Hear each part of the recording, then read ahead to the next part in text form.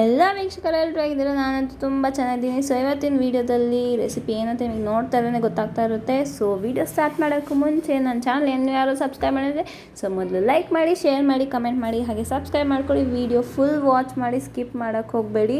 So ಈ video ಅಂತೂ ಲೇಟೆಸ್ಟಾಗಿ ನಿಜವಾಗ್ಲೂ ತುಂಬ ಟ್ರೆಂಡ್ ಹೋಗ್ತಾ ಇದೆ. ಸೊ ಇದು ಬದನೆಕಾಯಿ ಫ್ರೈ ಥರ ಮಾಡೋದು. ಸೊ ಈ ಬದನೆಕಾಯಿ ನಾರ್ಮಲ್ ಅಲ್ಲ. ಸೊ ಇದನ್ನು ಇಂಗ್ಲೀಷಲ್ಲಾದರೆ ಬಿಗ್ ಬ್ಯಾಂಗ್ ಎಲಿಫೆಂಟ್ ಬ್ರಿಂಜಾಲ್ ಅಂತ ಹೇಳ್ತಾರೆ. ಸೊ ಇದಂತೂ ನಮಗೆ ಆಚೆ ಸಿಗೋದು ತುಂಬ ಕಮ್ಮಿ, ಬಟ್ ಆನ್ಲೈನಲ್ಲಿ ಮತ್ತು ಡಿಮಾರ್ಟ್ಸ್ ಈ ಥರ ದೊಡ್ಡ ಮಾರ್ಟ್ಸಲ್ಲಿ ಸಿಗುತ್ತೆ ಅಂತ ಹೇಳ್ಬೋದು. ಸೊ ಮೊದಲು ವಿಡಿಯೋನ ಸ್ಟಾರ್ಟ್ ಮಾಡೋಣ.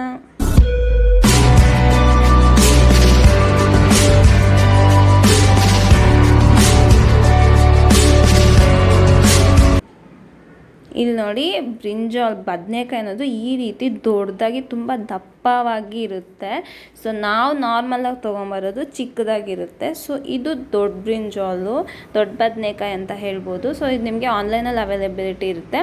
ಇವಾಗ ಇದನ್ನು ನಾನು ವೀಡಿಯೋದಲ್ಲಿ ತೋರಿಸ್ತಾ ಇರೋ ಹಾಗೆ ಸಣ್ಣಕ್ಕೆ ಈ ರೀತಿ ರೌಂಡ್ ಶೇಪಲ್ಲಿ ನಾವು ಬದನೆಕಾಯಿನ ಕಟ್ ಮಾಡ್ಕೊಬೇಕು. ಸೊ ನಿಧಾನಕ್ಕೆ ಕಟ್ ಮಾಡ್ಕೊಳ್ಳಿ. ಇದು ತುಂಬ ದಪ್ಪ ಇರೋದ್ರಿಂದ ಕಟ್ ಮಾಡಬೇಕಾದ್ರೆ ಸ್ವಲ್ಪ ಕಷ್ಟ ಅನಿಸುತ್ತೆ, ಬಟ್ ನಿಜವಾಗ್ಲೂ ಈ ಬದನೆಕಾಯಿ ನಾರ್ಮಲ್ ಬದನೆಕಾಯಿಗಿಂತ ತುಂಬಾ ಟೇಸ್ಟಿಯಾಗಿರುತ್ತೆ ಮತ್ತು ಸಖತ್ತಾಗಿರುತ್ತೆ. ನಿಜವಾಗ್ಲೂ ನಾನು ಇದು ಸೆಕೆಂಡ್ ಟೈಮ್ ತಿಂತಾ ಇರೋದು. ಸೊ ನಾನು ಫಸ್ಟ್ ಟೈಮ್ ತರಿಸ್ದಾಗ ಡಿಫ್ರೆಂಟಾಗಿ ಅನ್ನಿಸ್ತು, ಬಟ್ ಟೇಸ್ಟ್ ಮಾತ್ರ ತುಂಬಾ ಚೆನ್ನಾಗಿರುತ್ತೆ. ಇದರಲ್ಲಿ ಗೊಜ್ಜು ಕೂಡ ಮಾಡಿ ನೋಡಿ, ಸಖತ್ತಾಗಿ ಬರುತ್ತೆ ಮಾತ್ರ. ಸೊ ಇವಾಗ ನಾನು ಇದನ್ನು 3 ಪೀಸಸಲ್ಲಿ ಕಟ್ ಮಾಡಿದ್ದೀನಿ. ಸೊ ನೋಡಿದ್ರೆ ಫಸ್ಟ್ ರೌಂಡ್ ಶೇಪಾಗಿ ಕಟ್ ಮಾಡಿ, ಮತ್ತು ಮಿಡಲಲ್ಲಿ ಈ ರೀತಿ ಕ್ಯೂಬ್ಸ್ ಥರ ಮಾಡ್ಕೊಳ್ಳಿ. ಸೊ ಯಾಕೆ ಈ ರೀತಿ ಕ್ಯೂಬ್ ಟೈಪಲ್ಲಿ ಕಟ್ ಮಾಡಬೇಕು ಅಂದರೆ, ನಾವು ಮೇಲ್ಗಡೆ ಇದಕ್ಕೆ ಮಸಾಲೆನ ಹಚ್ತೀವಿ. ಸೊ ಅದಕ್ಕೋಸ್ಕರ ಆ ಮಸಾಲೆ ಅನ್ನೋದು ಫುಲ್ ಆ ಬದನೆಕಾಯಿಗೆಲ್ಲ ಇಟ್ಕೋಬೇಕು. ಅದಕ್ಕೋಸ್ಕರ ಈ ರೀತಿ ಮಧ್ಯದಲ್ಲಿ ಚಿಕ್ಕದಾಗಿ ಕಟ್ ಮಾಡಿದ್ರೆ ಸೊ ಆ ಮಸಾಲೆ ಅನ್ನೋದು ಒಳಗಡೆ ಕೂಡ ನೀಟಾಗಿ ಇಳಿಯುತ್ತೆ. ಅದಕ್ಕೋಸ್ಕರ ಈ ರೀತಿ ಇದನ್ನ ಕಟ್ ಮಾಡ್ಕೊಳ್ಳಿ. ಮತ್ತು ನಾವು ಇದನ್ನು ಮಾಡೋದಕ್ಕೆ ತುಂಬ ಟೈಮ್ ಕೂಡ ತೊಗೊಳ್ಳಲ್ಲ, ಬೇಗನೆ ಆಗೋಗುತ್ತೆ. ಮಸಾಲೆ ನಾವು ಗ್ರೈಂಡ್ ಮಾಡೋ ಅವಶ್ಯಕತೆಯೂ ಇಲ್ಲ. ಅಟ್ ಎ ಟೈಮ್ ಮಿಕ್ಸ್ ಮಾಡಿಕೊಂಡು ಇದಕ್ಕೆ ಅಪ್ಲೈ ಮಾಡಿದ್ರೆ ಮುಗಿದೋಗುತ್ತೆ. ಆಮೇಲೆ ಡೈರೆಕ್ಟ್ ಫ್ರೈ ಮಾಡ್ಕೊಬೋದು. ಇದನ್ನು ನಾವು ಡೈರೆಕ್ಟಾಗಿ ರೈಸಲ್ಲಿ ಹಾಕ್ಕೊಂಡಿದ್ರೆ ಸಖತ್ತಾಗಿರುತ್ತೆ. ಸೊ ಇವಾಗ ಇದಕ್ಕೆ ಮಸಾಲೆನ ರೆಡಿ ಮಾಡೋಣ. ನಾನಿಲ್ಲಿ ಖಾರದ ಪುಡಿ ಹಾಕ್ತಾಯಿದ್ದೀನಿ. ಸೊ 1 ಟೇಬಲ್ ಸ್ಪೂನ್ ತೊಗೊಂಡಿದ್ದೀನಿ. ಇದು ಯಾಕಂದರೆ ತುಂಬಾ ಖಾರ ಇರುತ್ತೆ ನಮ್ಮ ಮನೇಲಿ ಇದು ಯೂಸ್ ಮಾಡೋದು, ಅದಕ್ಕೋಸ್ಕರ ನಾನು ಸ್ವಲ್ಪನೇ ತೊಗೊಳ್ತಾ ಇರೋದು. ಇದಕ್ಕೆ 2 to 3 ಟೇಬಲ್ ಸ್ಪೂನ್ ಅಷ್ಟು ಧನಿಯಾ ಪುಡಿ ಹಾಕ್ತಾಯಿದ್ದೀನಿ. ಯಾಕಂದರೆ ಇದು ತುಂಬ ಹೆವಿ ಖಾರ ಇದೆ ನಮ್ಮದು, ಅದಕ್ಕೋಸ್ಕರ. ನಿಮ್ಮ ಚಿಲ್ಲಿ ಪೌಡರ್ ಏನಾದ್ರು ಖಾರ ಕಮ್ಮಿ ಇದೆ, ಧನಿಯಾ ಪೌಡರ್ನ ಒಂದು ಸ್ವಲ್ಪ ಕಮ್ಮಿ ಮಾಡ್ಕೊಬೋದು. ಇದಕ್ಕೆ ಸ್ವಲ್ಪ ನಾವು ಅರಿಶಿನ ಕೂಡ ಹಾಕ್ಕೊಳ್ಳೋಣ. ಸೊ ಅರಿಶಿನ ಹಾಕೋದ್ರಿಂದ ಅದಕ್ಕೆ ಕಲರ್ ಮತ್ತು ಫ್ಲೇವರ್ನೆಸ್ ಕೂಡ ಆ್ಯಡ್ ಆಗುತ್ತೆ. ಮತ್ತು ಇವಾಗ ಇದಕ್ಕೆ ಹೋಲ್ ಗರಂ ಮಸಾಲ ಕೂಡ ಹಾಕ್ಕೊಳ್ಳಿ. ಸೊ ಗರಂ ಮಸಾಲ ಪೌಡರ್ ಹಾಕೋದ್ರಿಂದ ಟೇಸ್ಟ್ ಅಂತೂ ತುಂಬಾ ಚೆನ್ನಾಗಿರುತ್ತೆ. ಸೊ ನಾವು ಯಾವುದೇ ಮಸಾಲ ಐಟಮ್ ಮಾಡಬೇಕಾದ್ರೂ ಈ ರೀತಿ ಫ್ರೈ ಐಟಮ್ ಮಾಡಬೇಕಾದ್ರೂ ಕೂಡ ಹಾಕ್ಕೋಬೇಕು, ಆವಾಗ ತುಂಬಾ ಟೇಸ್ಟಿಯಾಗಿರುತ್ತೆ. ಇದಕ್ಕೆ ಇವಾಗ ರುಚಿಗೆ ತಕ್ಕಷ್ಟು ಉಪ್ಪನ್ನು ಕೂಡ ಹಾಕ್ಕೊಳ್ಳಿ. ಸೊ ಉಪ್ಪು ಇದಕ್ಕೆ ಸ್ವಲ್ಪ ಜಾಸ್ತಿನೇ ತಗೊಳುತ್ತೆ, ಯಾಕಂದರೆ ಅದು ಬದನೆಕಾಯಿ ದಪ್ಪ ಇರೋದ್ರಿಂದ ಅದು ಒಳಗಡೆ ಫುಲ್ ಇಳಿಬೇಕು. ಅದಕ್ಕೋಸ್ಕರ ಒಂದು ಸ್ವಲ್ಪ ಜಾಸ್ತಿನೇ ಹಾಕ್ಕೊಳ್ಳಿ. ಮತ್ತು ಇದನ್ನು ಮಿಕ್ಸ್ ಮಾಡಬೇಕಾದ್ರೆ ವಾಟರ್ ಹಾಕ್ಕೊಂಡು ಮಿಕ್ಸ್ ಮಾಡಬಾರ್ದು, ಆಯಿಲನ್ನು ಯೂಸ್ ಮಾಡಬೇಕು. ನಾವು ಅಡುಗೆಗೆ ಯೂಸ್ ಮಾಡೋ ಆಯಿಲನ್ನು ಹಾಕ್ಕೊಂಡು ತಿಕ್ ಪೇಸ್ಟಾಗಿ ಕಲಿಸ್ಕೊಬೇಕು. ತುಂಬ ಜಾಸ್ತಿ ನೀರಾಗಿ ಕಲಿಸ್ಕೊಬೇಡಿ. ಸೊ ಸ್ವಲ್ಪ ಗಟ್ಟಿಯಾಗಿ ಕಲಿಸ್ಕೊಳ್ಳಿ. ಸೊ ಆವಾಗಲೇ ಮಸಾಲೆ ಅನ್ನೋದು ಚೆನ್ನಾಗಿರುತ್ತೆ. ಸೊ ಎಣ್ಣೆ ಕಲಿಸೋದ್ರಿಂದ ಆ ಮಸಾಲೆ ಅನ್ನೋದು ಬದನೆಕಾಯಿಗೆ ಚೆನ್ನಾಗಿ ಹಿಡ್ಕೊಳ್ಳುತ್ತೆ. ಅದಕ್ಕೋಸ್ಕರ ನಾನು ವಾಟರ್ನ ಹಾಕ್ತಿರೆ ಇಲ್ಲಿ ಎಣ್ಣೆನ ಹಾಕ್ಕೊಂಡು ಸ್ವಲ್ಪನೇ ನೀಟಾಗಿ ಗಟ್ಟಿಯಾಗಿ ಹಾಕಬೇಕು ಅಂತ ಈ ರೀತಿ ಎಣ್ಣೆಲಿ ಕಲಿಸ್ತೇನೆ. ಸೊ ಎಣ್ಣೆಲಿ ಕಲಿಸೋದ್ರಿಂದ ಮಸಾಲೆ ಅನ್ನೋದು ಬದನೆಕಾಯಿಗೆ ಚೆನ್ನಾಗಿ ಅಂಟ್ಕೊಳ್ಳುತ್ತೆ ಮತ್ತು ಬೇಗ ಮಸಾಲೆ ಅನ್ನೋದು ಸಪ್ರೇಟ್ ಆಗೋದಿಲ್ಲ. ಇವಾಗ ನಮ್ಮ ಮಸಾಲೆ ರೆಡಿಯಾಗಿದೆ. ಇವಾಗ ಇದನ್ನು ತೊಗೊಂಡು ನಾವು ಆಲ್ರೆಡಿ ಕಟ್ ಮಾಡಿರೋಂಥ ಬದನೆಕಾಯಿಗೆ ಈ ರೀತಿ ನಾವು ಮಸಾಲೆನ ಹಚ್ಕೊಳ್ಳೋಣ.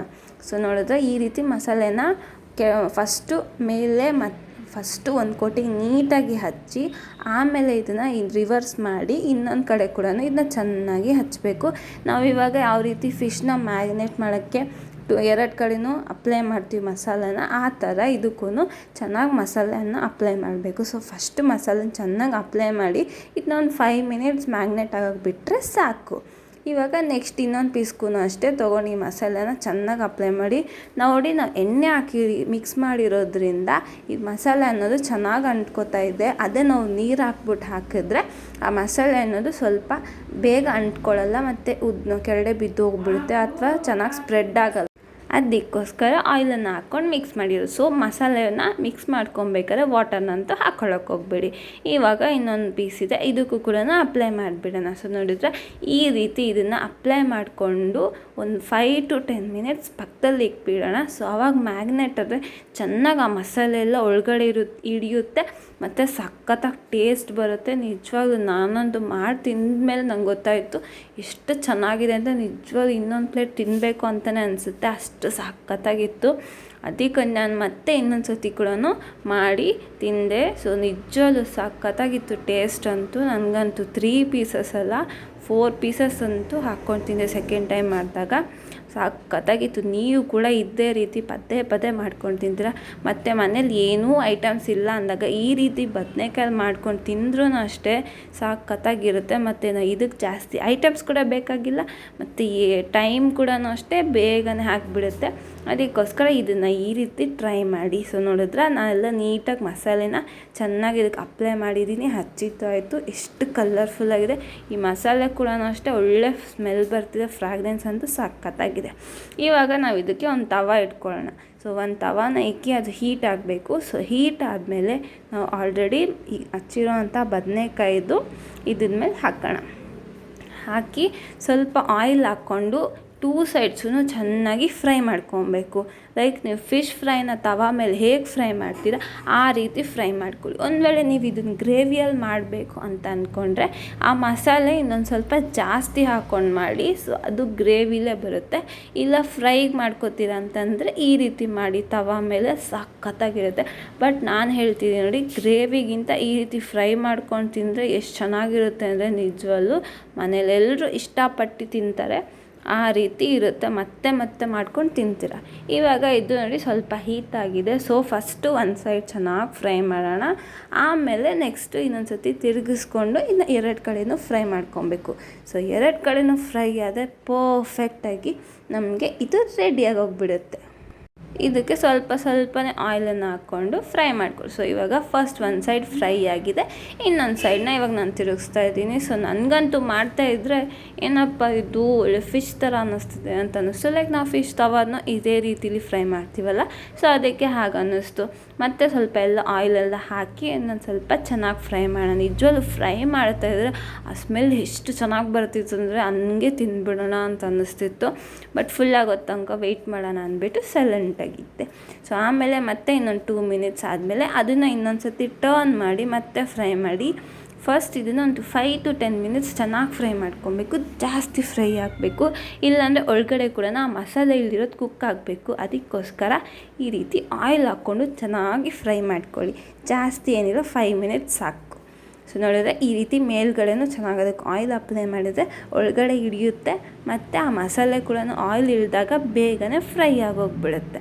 ಸೊ ನೋಡಿದ್ರೆ ಎಷ್ಟು ಚೆನ್ನಾಗಿ ಫ್ರೈ ಆಗ್ತಿದೆ. ಸ್ಮೆಲ್ಲಂತೂ ಸಖತ್ತಾಗಿ ಬರ್ತಿದೆ. ಬೇಗ ಇದನ್ನ ಹಾಕ್ಕೊಂಡು ತಿನ್ನೋಣ ಅಂತ ನಾನಂತೂ ತುಂಬಾ ವೆಯ್ಟಿಂಗಲ್ಲಿದ್ದೀನಿ. ಸೊ ನೋಡಿನ ಇನ್ನೊಂದು ಸ್ವಲ್ಪ ಹೊತ್ತು ಇನ್ನು ಮಿಕ್ಕಿರೋದು ಆಲ್ರೆಡಿ 1 ಪೀಸ್ ರೆಡಿ ಆಗೋಯಿತು. ಸೊ ನಾನು ತವಾ ಮೇಲೆ ಮಾಡಿದ್ದು ಆಯಿತು ಅಂದ್ಬಿಟ್ಟು ಇನ್ನೊಂದು 2 ಪೀಸಸ್ ಸೊ ಬೇಗ ಮಾಡೋಣ ಅಂದ್ಬಿಟ್ಟು ಸೊ ಇನ್ನೊಂದು ಪ್ಯಾನ್ ಇಟ್ಕೊಂಡೆ ಪಕ್ಕದಲ್ಲಿ. ಸೊ ಈ ಪ್ಯಾನಲ್ಲಿ ನೆಕ್ಸ್ಟ್ ಸೆಕೆಂಡ್ ಪೀಸ್ನ ಇಡ್ತಾಯಿದ್ದೀನಿ. ಸೊ ಆಯಿಲನ್ನು ಹಾಕಿ ಹೀಟ್ ಆದಮೇಲೆ ಇದನ್ನು ಹಾಕೋಣ ಅಂತ. ಸೊ ನೋಡಿದ್ರೆ ಎಷ್ಟು ಸಖತ್ತಾಗಿ ಸೇಮ್ ಟು ಸೇಮ್ ನನಗಂತೂ ಫಿಶ್ ತಿಂತಾರಂಗೆ ಅನ್ನಿಸ್ತಿತ್ತು. ಯಾಕಂದರೆ ಅದೇ ಥರ ಸ್ಮೂತ್ನೆಸ್ಸು ಮತ್ತು ಟೇಸ್ಟ್ ಆಗಲಿ ಮಸಾಲೆ ಆಗಲಿ ಫ್ರೈ ಮಾಡಬೇಕಾದ್ರೆ ನಾವು ಯೂಸ್ ಮಾಡೋ ಸೇಮ್ ಮಸಾಲನೇ ಅಂತ ಅನ್ನಿಸ್ತು. ಅದಕ್ಕೋಸ್ಕರ ನಿಜವಾಗ್ಲೂ ಎಷ್ಟು ಬೇಗ ತಿನ್ನೋಣ, ಯಾವಾಗ ಆಗುತ್ತೆ ಅಂತ ಫ್ರೈ ಮಾಡ್ತಾಯಿದ್ರು ಅಷ್ಟೇ ಸೇಮ್ ಸ್ಮೆಲ್ಲು ಬರ್ತಿದೆ. ಸೇಮ್ ಏನು ಫಿಶ್ ಫ್ರೈ ಮಾಡ್ತಾರೋ ಹಾಗೆ. ಬಟ್ ಆದರೆ ಇದನ್ನ ರೈಸ್ಗೆ ಹಾಕ್ಕೊಂಡು ತಿಂದರೆ ಅವಾಗ ಗೊತ್ತಾಗುತ್ತೆ ನಮಗೆ ಇದು ಬದನೆಕಾಯಿ ಅಂತ ಕನ್ಫರ್ಮ್ ಆಗುತ್ತೆ. ಈ ಬದನೆಕಾಯಿ ಅಂತೂ ಡಿಫ್ರೆಂಟ್, ನಾರ್ಮಲ್ ಬದನೆಕಾಯಿಗಿಂತನೂ ಇದು ತುಂಬಾ ಡಿಫ್ರೆಂಟ್ ಆಗಿದೆ ಮತ್ತು ಟೇಸ್ಟ್ ಕೂಡ ಇದು ಜಾಸ್ತಿನೇ ಬರುತ್ತೆ. ಸಖತ್ತಾಗಿರುತ್ತೆ. ಇದರಲ್ಲಿ ನಾವು ಗೊಜ್ಜು ಕೂಡ ನಾನು ನೆಕ್ಸ್ಟ್ ಮಾಡ್ತಿದ್ದೆ ನೈಟ್ಗೆ. ಗೊಜ್ಜು ಕೂಡ ಅಷ್ಟೇ ತುಂಬಾ ಚೆನ್ನಾಗಿ ಬಂತು. ಮತ್ತು ನಮ್ಮ ಮನೇಲಿ ಈ ಥರ ದೊಡ್ಡ ಬದನೆಕಾಯಿ ಅಂತೂ ಯಾವತ್ತೂ ತಂದಿದ್ದಿಲ್ಲ. ಇದು ಸೆಕೆಂಡ್ ಟೈಮ್ ತಂದಿದ್ದಿದ್ದು. ನಮ್ಮಮ್ಮಗಂತೂ ತುಂಬಾ ಇಷ್ಟ ಆಯಿತು. ಕೂಡ ಮಾಡ್ಕೊಂಡು ತಿಂದು ನೋಡಿ ಮನೆಯಲ್ಲಿ. ಸೊ ಫೈನಲಿ ನಮ್ಮ ಬದನೇಕಾಯಿ ಫ್ರೈ ರೆಡಿ ಆಗೋಗಿದೆ. ಸೊ ಇದು ನಾರ್ಮಲ್ ಬದನೇಕಾಯಿ ಅಂತ ನಿಮ್ಗೆಲ್ರಿಗೂ ಗೊತ್ತು. ಇವಾಗ ನಾನು ಇದನ್ನ ರೈಸ್ ಮೇಲೆ ಹಾಕಿದ್ದೀನಿ. ನೋಡಿದ್ರೆ ಎಷ್ಟು ಚೆನ್ನಾಗಿ ಕಲರ್ಫುಲ್ಲಾಗಿ ಕಾಣಿಸ್ತಿದೆ ಮತ್ತು ಸ್ಮೆಲ್ಲು ಅಷ್ಟೇ ಸಖತ್ತಾಗಿ ಬರ್ತೀವಿ. ಇವಾಗ ಇದನ್ನು ಟೇಸ್ಟ್ ಮಾಡೋಣ ಹೇಗಿದೆ ಅಂತ. ಸೊ ನೋಡಿ ನಾನಂದರೆ ಸ್ವಲ್ಪ ರೈಸ್ ಹಾಕ್ಕೊಂಡೆ. ಸೊ ಇದನ್ನು ಎಷ್ಟು ಸ್ಮೂತಾಗಿದೆ ಅಂದರೆ ಚೆನ್ನಾಗಿ ಕುಕ್ಕಾಗಿದೆ. ಇದು ಸ್ವಲ್ಪ ಕುಕ್ಕಾಗಿರೋದು ಮಾತ್ರ ಪೀಸ್ ಮಾತ್ರ ಎಷ್ಟು ಸಾಫ್ಟಾಗಿ ಅನ್ನಿಸ್ತಿದೆ. ನೋಡೋಣ ತಿನ್ನಬೇಕು ಅಂತ. ಸೊ ನೋಡಿದರೆ ನಾನು ಸ್ಟಾರ್ಟ್ ಮಾಡಿದೆ ತಿನ್ನೋಕ್ಕೆ. ಸೊ ತಿಂದಮೇಲಂತೂ ಎಷ್ಟು ಸಖತ್ತಾಗಿದೆ ಅಂದರೆ ನನಗಂತೂ ಡಿಫ್ರೆಂಟು. ಫಸ್ಟ್ ಟೈಮ್ ನನಗೆ ಸಖತ್ತಾಗಿ ಅನ್ನಿಸ್ತು. ಬದನೇಕಾಯಲ್ಲಿ ಈ ರೀತಿ ಕೂಡ ಮಾಡ್ಕೊಂಡು ತಿನ್ಬೋದು ಅಂತ. ಸೊ ನೀವು ಕೂಡ ಮನೇಲಿ ಟ್ರೈ ಮಾಡಿ ಈ ರೀತಿ.